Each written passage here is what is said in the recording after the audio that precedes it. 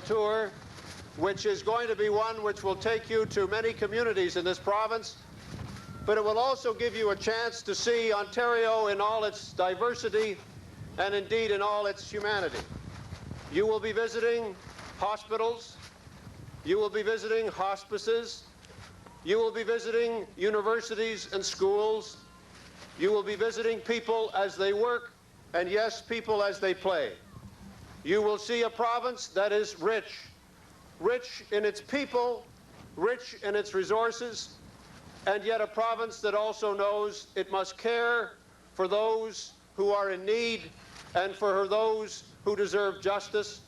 And that is the province which you will be visiting, and we are very proud that you have taken so much time to be with us, that your visit is going to be as extensive as it is, and proud of the number of people and number of communities, number of visits and number of events that you are undertaking. It is remarkable, and we take it, sir and ma'am, as a tribute to us, and we can only say that you have our loyalty and affection in return.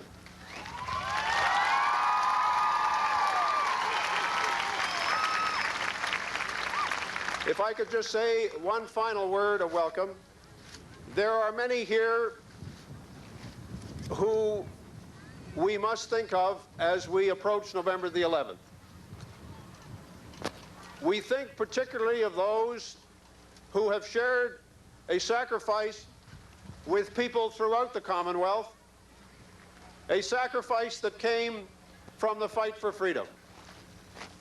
And you will find, sir and ma'am, deep loyalty and affection in this community.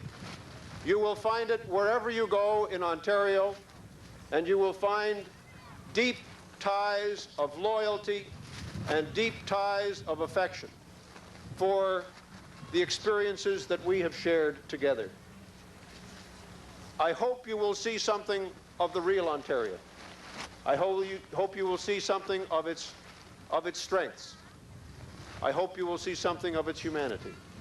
And I hope, sir and ma'am, that you will, above all, see us as we are, and we in turn are so delighted to be able to see you here and to be able to welcome you here in this city and in this community, in this part of Canada, in this part of Ontario, representing the province, indeed the country at this moment as a whole.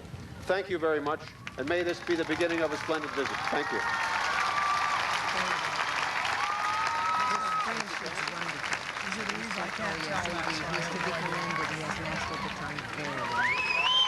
Lieutenant Governor,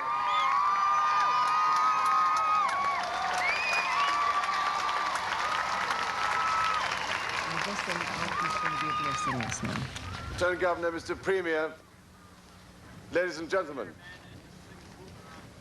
we are most grateful, my wife and I, for your extremely kind and thoughtful words, and we greatly appreciate the welcome we've received here this morning.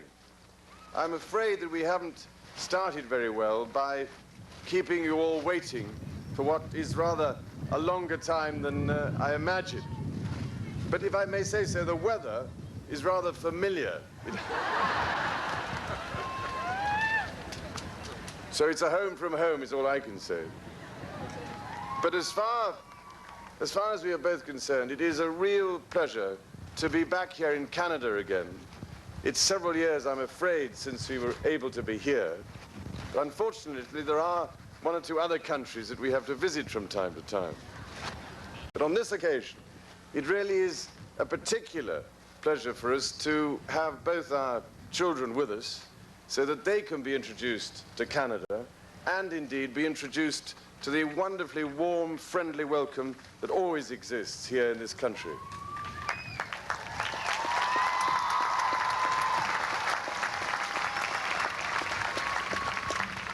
I'm only sorry that it wasn't possible to bring them here today, but they're having a chance, I hope, of finding out a great deal more about the parts of Canada that we can't always reach on these occasions. Mr. Premier, we're both looking forward enormously to the next week in which we'll be visiting various parts of Ontario. And it is, as I say, a great pleasure to be here in Sudbury today and to have a chance of seeing something of this city and indeed to meet some members of its inhabitants.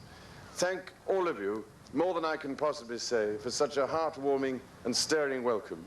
And we look forward to seeing you on many future occasions, I hope. Thank you, Mr. Brennan.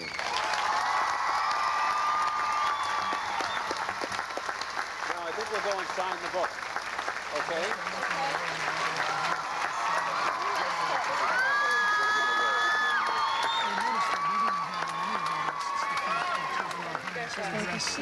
Address is not on any of the coverage, the information that we have.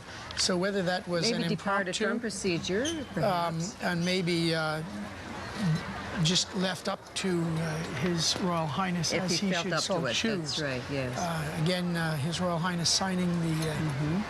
I would have loved to have heard the princess speak. Of course, there's no occasion for her to, I suppose, but I think she does make some. The protocol is probably That's quite right. strict. Yes. Maybe even something that in our contemporary society we might find a little bit hard to different, take, you know. yes. But it's years of history and protocol that they follow. Exactly, and it is our history, and we must accept it.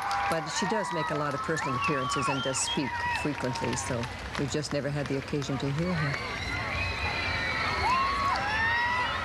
I guess they're making the way to Science North. They're going to go to Science North, and they'll be accompanied by their honors and the Premier and Arlene Purley-Ray. They're entering the main lobby of the Science North. Again, stopping Jim Marchbank, greeted yes. by the Chief Executive Officer of Science North. You proceed down the tunnel to the exhibit building elevator, I believe. Yes, and then we will leave them in the elevator. Yes. I'm going to say that. As much as I'd like to get in there, but we'll pick them up again right. as they come out on the fourth floor as they begin to look at the scientific displays. Now, I'm sure you can see the crowd there as they begin to disperse. Old and young. Looks like just such That's a right. varied group of ethnic backgrounds. Exactly, and all histories that are there. ages. all Andrea, sizes. are you still with us? I'm still with you, Jeremy. Andrea, what is the feeling now? Everyone's a buzz. I think everybody's knees are a little bit weak, and